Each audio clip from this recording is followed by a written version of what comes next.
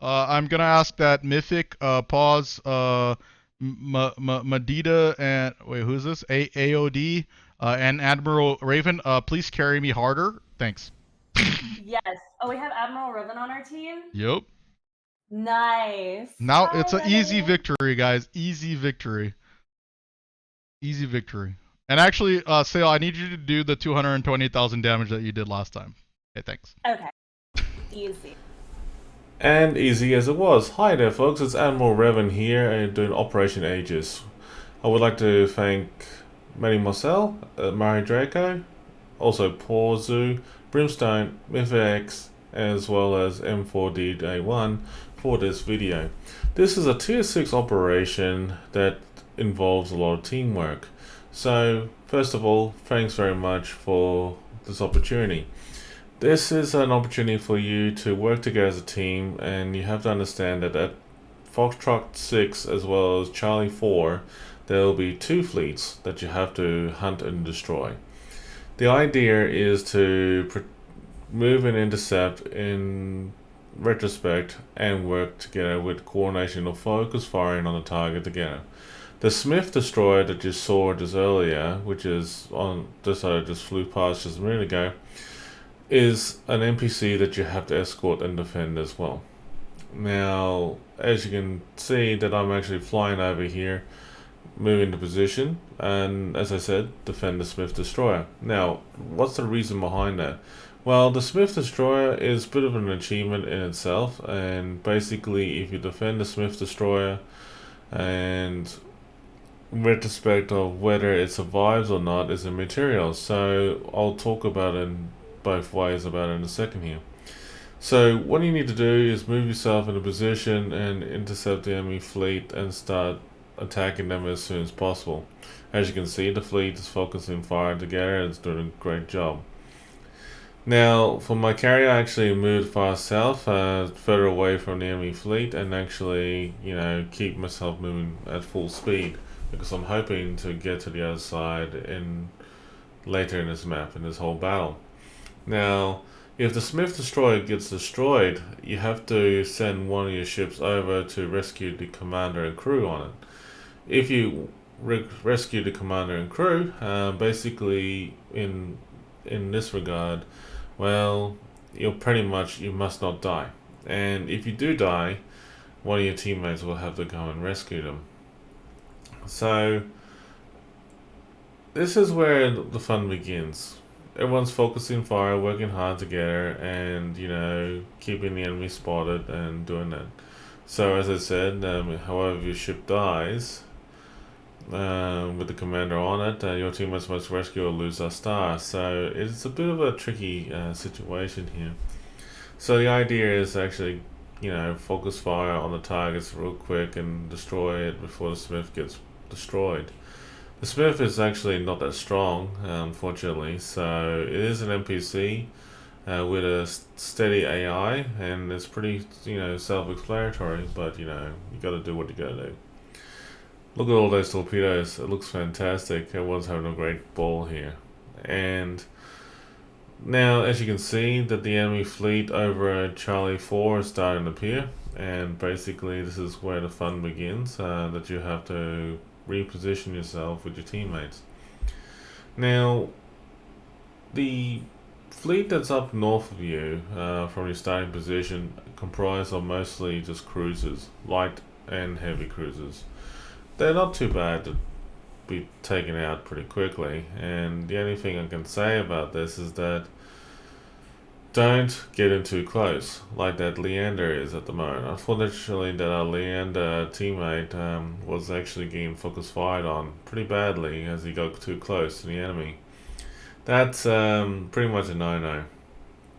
If you're a battleship player at long range, you can pick off the enemy one by one. Here I am trying to do my best to try and help out as much as I can, and I only can do so much, unfortunately. It's just like one of those things that I just, go with the flow. The German aircraft carriers are very good at this battle, and also I can't wait to test out the other carriers like the Russians, the Americans, the Brits, and the Japanese in the near future. All of them have their own perks, but they all do the job quite well. So here we go, the transport has been spotted, so we're going to be kicking it off in a moment here.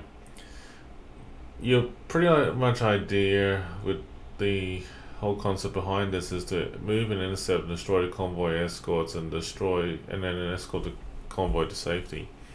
So when you're moving to intercept and destroying those convoy escorts, make sure you focus fire on them one at a time, and then you can escort them to safety. I have to admit that this is actually pretty interesting though. It looks like Gallant is actually going close and personal right there. Well, too close for my taste. But he's doing quite well. Alright, so looks like we just lost Leander teammate. That's a bit of a shame. And I think the Gallant is about to join him in a minute too. But damn, that's a bit full on here. So as you can see, we got the escort ships.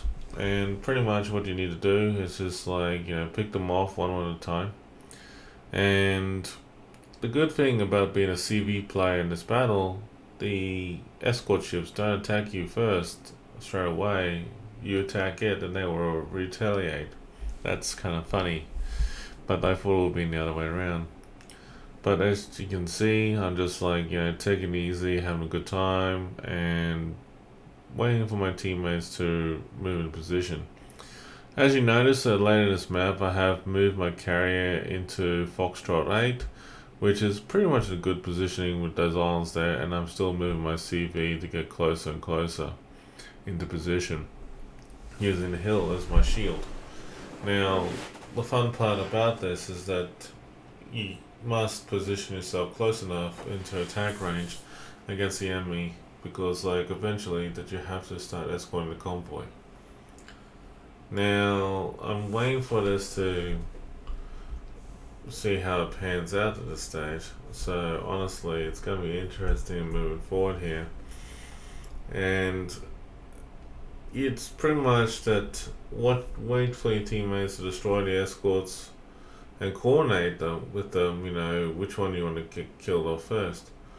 And so far, we're actually kicking butt here. We're actually doing quite well. The biggest thing about playing in this map for Aegis is that there's no point in rushing in, especially against the escorts at this moment, because you get focus fired on. And the best way as a cruiser or destroyer player is that you fire at one ship at a time with the help of your teammates. Coordinate with them if you need to, and it's not necessarily needed if you join on TeamSpeak or Discord, for example, just to make your point on who you're going to shoot. But it probably will make it easier in the long run.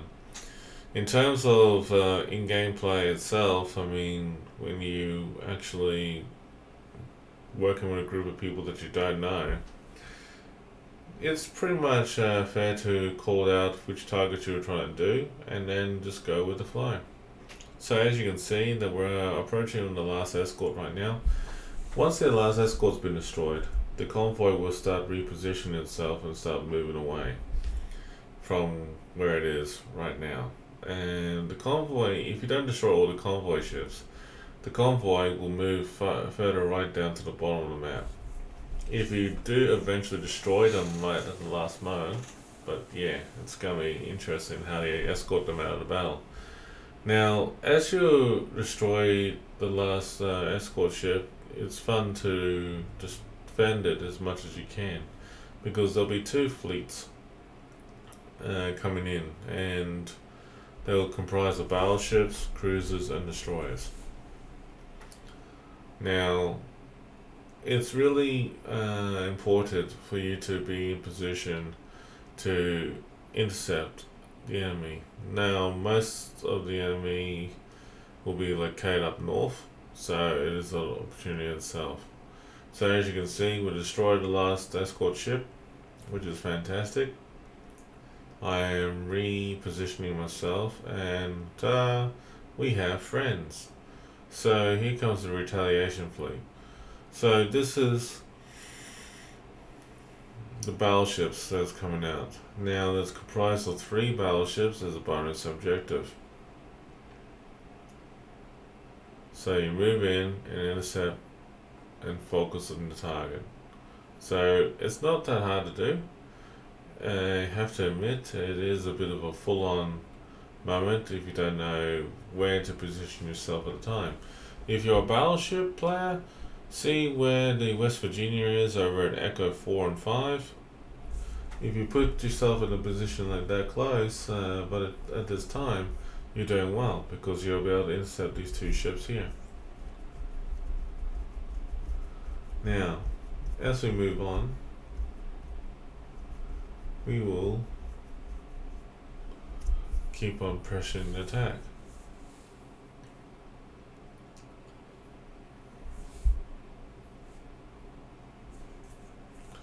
So to destroy the battleships up north and A5 to A8, which actually consists of 3 of them, that will be the bonus objective.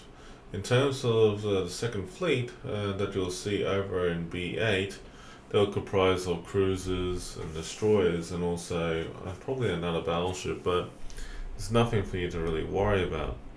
The real trick about this is that you have to have your fleet to go in there and distract them. For the second fleet, the main bonus objective is to kill those battleships. They'll be named and an objective for you to just like follow up on, and honestly, it's not a bad thing when you think about it.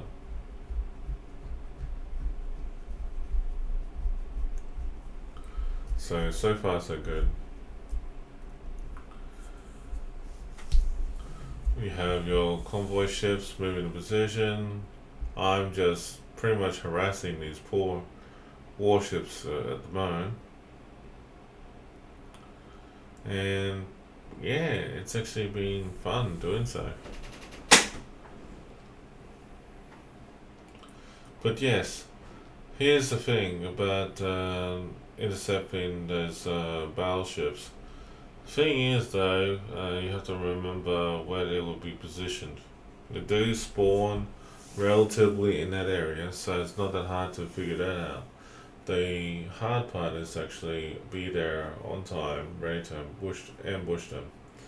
Now, honestly, it's actually a good starting point, and I think it's great, honestly, in moving forward.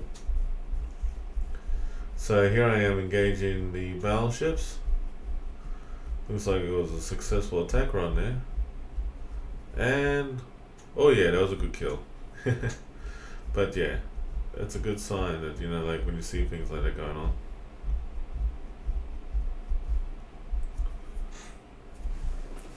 Alright, so as you can see, our teammates are moving in quite well.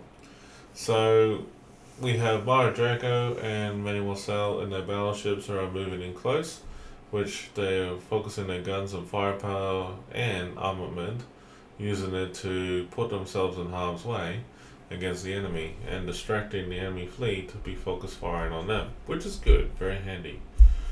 Now, honestly, as you can see that the fleet is getting a little bit bigger and bigger as they come in waves. So pretty much it's a good time for you to quickly do what you can to prevent them from pushing down further and further. As you can see that even though we're 2 ships down, the pressure is on us. We have to really focus on, you know, surviving as long as we can until they have crossed to the destination. That's the biggest fun part about this whole operation. It's about teamwork, coordination, knowing where to be, and having fun at the same time. Mind you though, this is one of the most relaxing operations I ever had done, and it is actually fun and enjoyable. This is pretty much, we were working very closely towards actually getting a 5-star achievement, and I believe we did that in No Worries with the first go. So definitely worthwhile for sure. Honestly, in moving forward though, it's all about, you know, teamwork, coordination, and enjoying yourself. But definitely, if you're unsure about Operation Aegis, it's all about knowing where to move and be there. So that's pretty much how you do Operation Aegis. Very simple, easy to use, and easy to get along with. But yeah, my friends, thank you so much. And you know what? I once again, I do appreciate Mademosail as well as Maredraco, the World of Warships community, the Wargaming team for what they have done for the community to this day. So if you loved this video and liked what I've done, please give us some feedback, let us know. Until then, good winds and fair seas, and I will see you in the next video.